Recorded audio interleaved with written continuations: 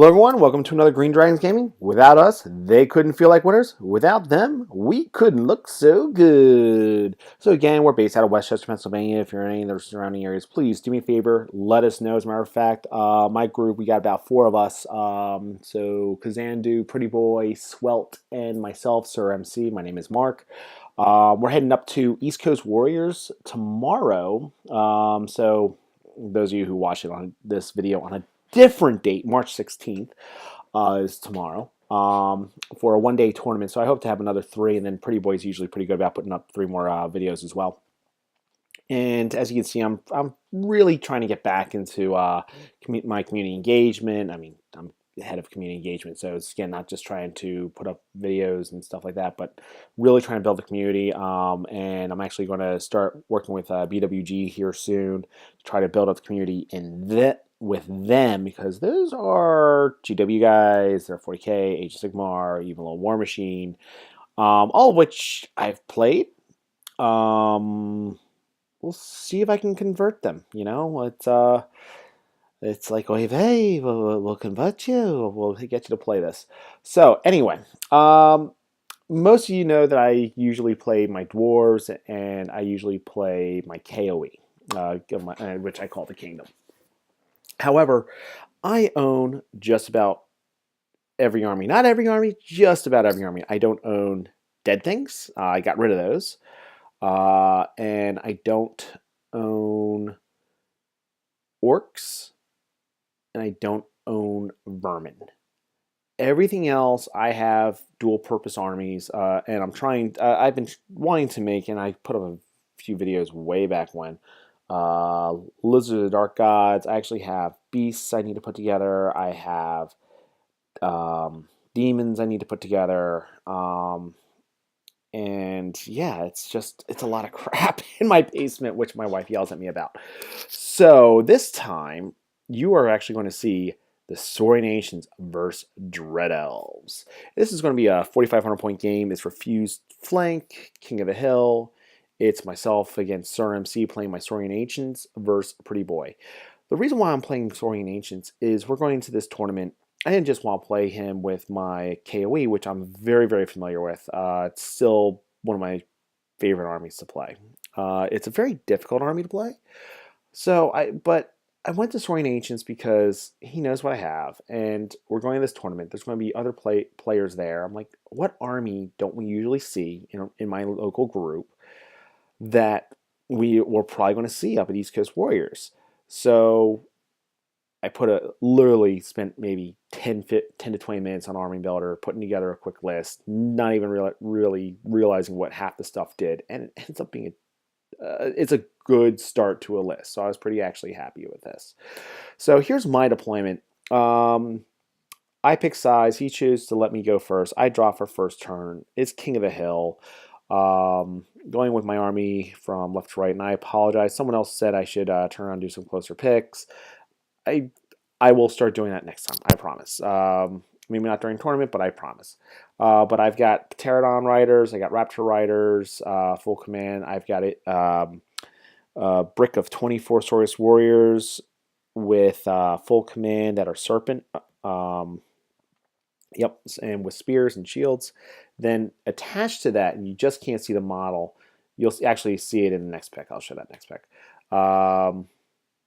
Right there, the little skink guy, that is a skink priest. And he's an adept, and he has a binding scroll, and he has the sun, whatever the sun thing is. And you know what? After playing with it, I think I may drop that for either something else or just save the points. Maybe even put him on a 50mm Pelican to put in that unit. But the reason why I have him is I do have let me go back.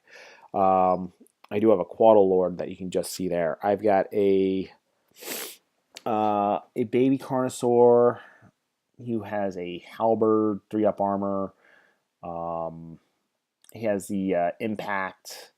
And then I've got another unit of 24 Serpent Warriors with spears and shields, another unit of Pterodons, and a Tarasaur. So I also have a unit of swarms and chameleons that still have to scout. So I chose that forest. He chose that forest. I'm sorry, I chose that forest to keep him out of. He chose that forest to keep me out of. And that is, and I do apologize for the unpainted models and the unbase. This, as you can tell, I don't play this army a lot, and that's why this army has not seen a lot of love. So here is the end of my first movement phase. And you can see a couple of Dread Elf models there in the middle of the board. So going with his army left to right, he's got a unit of fast cav hiding back in the back. He's got 3 bolt throwers. He's got a unit of 24 executioners with musician standard, and they have relentless banner. Then you've got 10 auxiliaries with his oracle. That's a has the wandering familiar. You've got the acolyte, dark acolytes with a champion that has spells. Then you've got a brick of spears with a BSB on a war platform, Divine Altar, I believe it's called. Then you got another unit in the back there of another unit of cavalry, a fast cav, and you got another unit of 24 executioners. So he's trying to go with the executioners, again, hatred and everything else. It's really a good unit. I had placed, because I was able to put the entire unit within 12 inches there, dropped my chameleons there, and then moved them up. And I turn around, I take the 1 unit of pterodons, and I drop rocks on his fast cavalry. And I was going to go ahead and hit him with the other unit there too. However, what ends up happening is I killed 3 of them off the bat. I'm like, you know what? I'm just going to kill them with magic. I see no reason why not to. And that's exactly what happened. So, again, this pick is out of order. That's just to show it's my turn 1. So, that after they got done with everything, there was only 1 model left, and eventually I just picked them up. Over here, I couldn't find the other 2 bases, hence the pterodons are on the ground. They're actually on bases, but is what it is. I only killed a couple. I dropped rocks again. That was a mistake on my part. I shouldn't have dropped rocks on that unit. Just should let them be and hold on to my rocks.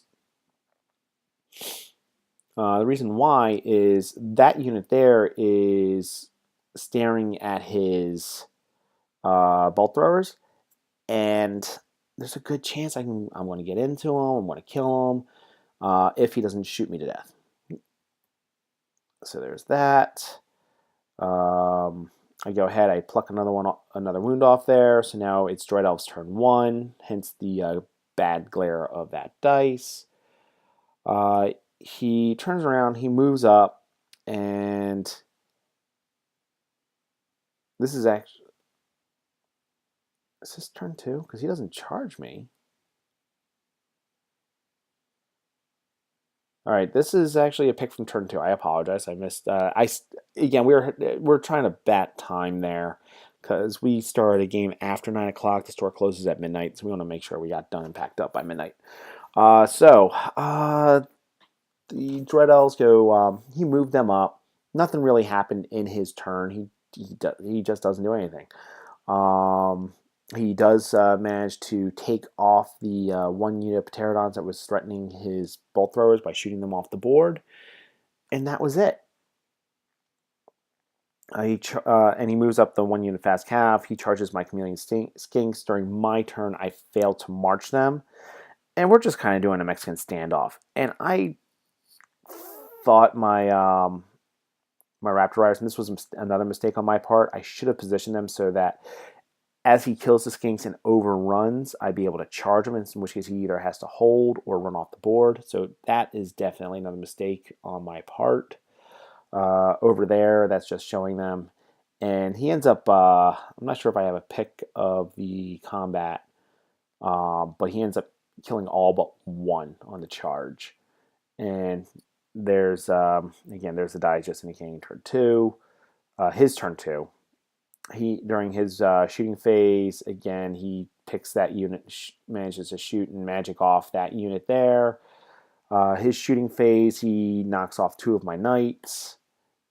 and he plucks off one of my Saurus warriors. Hence the guy off to the side. So now on to his turn 3. So he fails to catch me on his overrun. I actually rallied my salamander, not salamander, my chameleon on my turn, and he moves his fast cavalry off to my right there. I didn't care. I was not going to lose, take my eye off the prize. And that was that. I was trying to get him to go into my bait there, but he didn't take it. And that's it. So now it's my turn 4. During his movement phase, he actually, he's just positioned like that. He's waiting for me to move up, and because he has that divine altar, he's able to throw. What is it? He's got those blessings where he's been throwing up typically a 6-up ward. Then he can turn around and possibly do the Swift Stride, giving his unit Swift Stride. I can't take the unit to the front and the unit to the flank. So I just, unfortunately, it's the Mexican standoff. And in reality, I thought the Executioners would be a little nastier to me, and they actually would have been. But in retrospect, I should have done a couple of things differently this game, such as I was running Divination on my Slan with 2 magic missiles. I had Unerring Strike and the Hereditary spell. So I was also casting those through the Skink. So I didn't have to put my Quaddle Lord out from behind cover. So as you saw, I rally. During my turn, I actually put, let's see.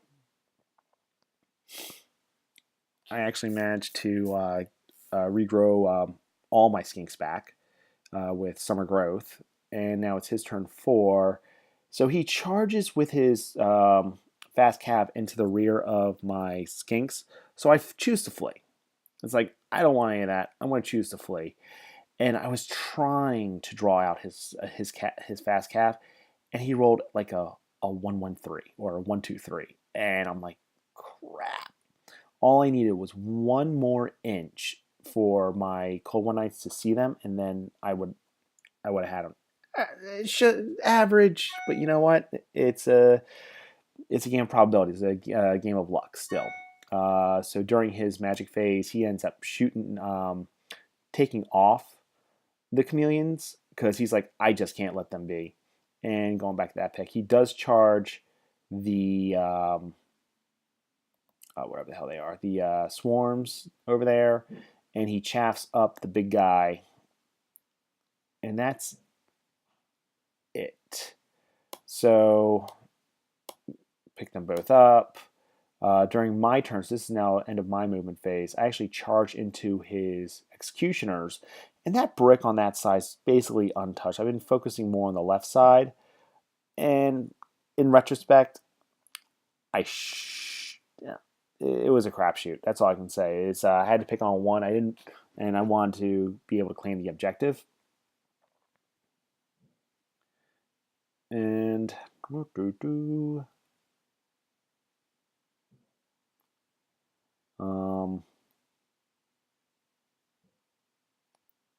don't have. Do I have a picture of that? Okay, so there's that combat.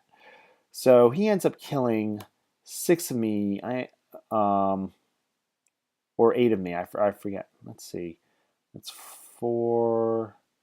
Yeah, he kills 8 of me. I killed 6 of him, and I had scrying on that unit and +3 resilience. I had stone skin up on that unit as well. I just got unlucky, or he got lucky, depends on how you look at it. So I won combat by 1. I break, or I'm sorry, he holds. During his next turn, he charges my flank, and he only kills 4 models. I kill a bunch of his, but I'm down by 2, and my Slan, I just wasn't thinking well enough. Again, new army for me, was out of range. So, I needed a 6. or 5 because of he has fear in that unit. And that's that. So now it's turn 6. So on goes the Mexican standoff. My Tarasaur does charge his executioners and just, impact hits. He gets lucky. I only kill like 2. And then he takes the swing backs and he does only 1 wound to me. It's like, okay, I'll take it. And unfortunately, I was not able to chaff up that unit. Or I did. Do I have a pick? I'm trying to see if I. Yep, there it is. All right, so there's me charging in. I do manage to get my 1 skink, which I had moved out last turn, just to go ahead and chaff him up. And the issue here is, and I'm going to show this, is, oh no, because that's the last picture of the game. So I turn around during that combat. I kill. He's down to like less than 5 with his executioner brick. He runs. I pursue, and I catch him, but I ran 10 inches. So unfortunately, that meant that when he can't close the door, I was hoping for like average. I guess I kind of just rolled 1 above, but yeah, no. In retrospect, I should have left the big guy where he was and just let that 1 unit run away, because then it would have fully chaffed him up. So again, another mistake by me. New army, learning as I go. And what ends up happening is during his turn, you can see there's a lot less over here. He shoots off my with magic. I had a 3-up armor. He gets face judgment off, and just kills my character. And that caused my Raptor Riders to then flee, and they fled off the board. Well, crap, that sucks. Going back to this, because I'm now moved 10 inches, he can't close the door to my Skink Priest. That's right there. So because he can't close the door, he hits me, moves as far as he can. I close the door to him, and then he just would overrun. In retrospect, I actually should have just left the king. I chose to flee. In retrospect, I probably just should have left him there and try to say, fine, you need to get into the forest with the overrun. But, that's neither here nor there. That's just what happened. And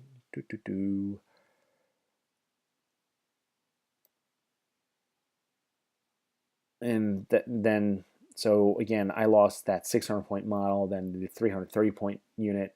So, and we tied on objectives because he does end up going into the forest, and I end up claiming that forest there because he's nowhere near me to push me off.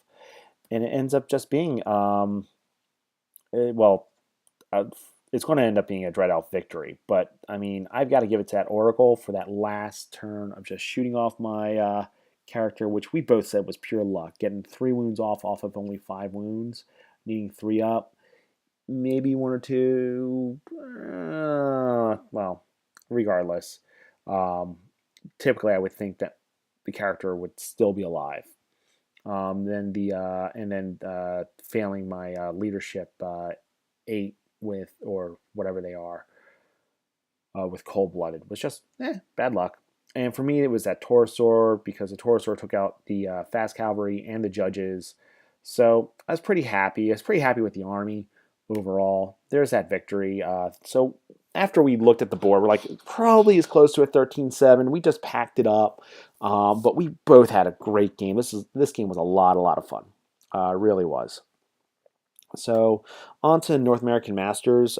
So right now, if you're listening to this and you're a tournament organizer here in the United States, you need to contact the Masters Committee so that you can get, because rather than us hunting down your GT, you need to let us know about your GT so that we can get it authorized and say yes, you can send a person to Masters or not. I mean, because trying to track all these things down, trying to see if it's going to meet our requirements, such as like 20 players, or and kind of going from there. So do me a favor, reach out to us.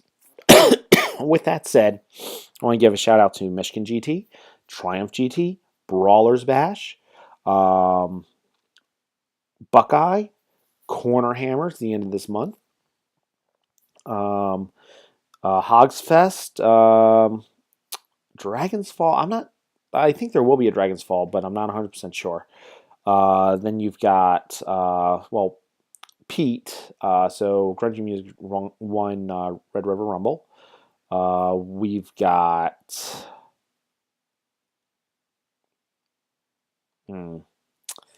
Wicked GT. We have the Zoo. We have whatever. I think there's going to be a new GT this year in LA. We've got whatever Skaven AZ is going to be running out in Arizona. Unfortunately, I apologize. I am not that familiar with the Midwest and West Coast. I greatly do apologize. Again, most of my focus is up here in Northeast. We have Dragon's Den in September. We have Mountain Mayhem in October. Brawlers in the beginning of June. Buckeye at the end of June. Triumph GT right there in the middle. Let's see, Canada. I had there are a couple. There's Canadian Masters. Let's see if I can find some information here. Come on, don't fail me now. You bricker. Bear with me one sec. All right, Canadian tournaments. This was sent to me by Casanis. So let's see. There is I know about Cornerhammer. There's an Ottawa event being held by Morgan_Treeman. Then there's another event that's going on.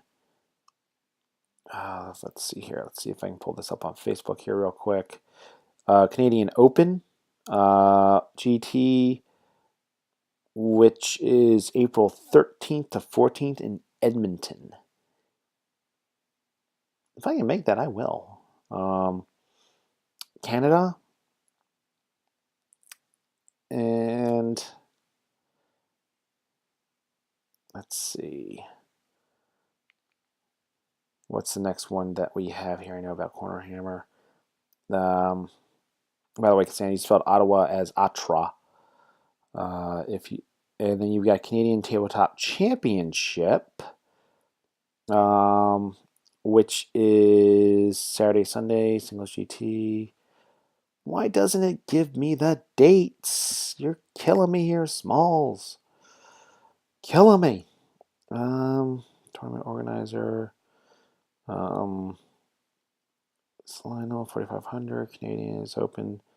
Okay, May 3rd, 4th, and 5th is in Ottawa, Ontario. And no refunds after the 1st. Transfer tickets, blah, blah, blah. All right, so I need to ask my wife to see if I can go to that or not. And that's all that I know. Again, don't forget about, as I said, Michigan GT as well, because someone pinged me on that one.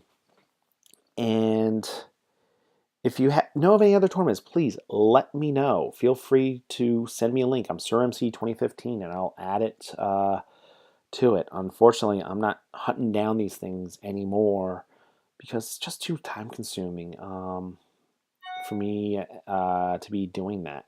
So again, if you know it, please let me know in a nice fashion, and I will gladly help promote your event.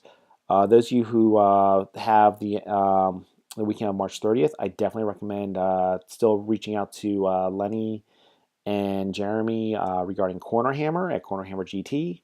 I think it's cornerhammergt.com as a matter of fact. But he's Bubba Fett up on the forums. And then, let's see, April's BattleCry up here in Phoenixville, which is being run by Eggs PR. And that should be a great event there. And that's it. Again, any questions or concerns, go ahead, reach out to me. And until next time, happy gaming.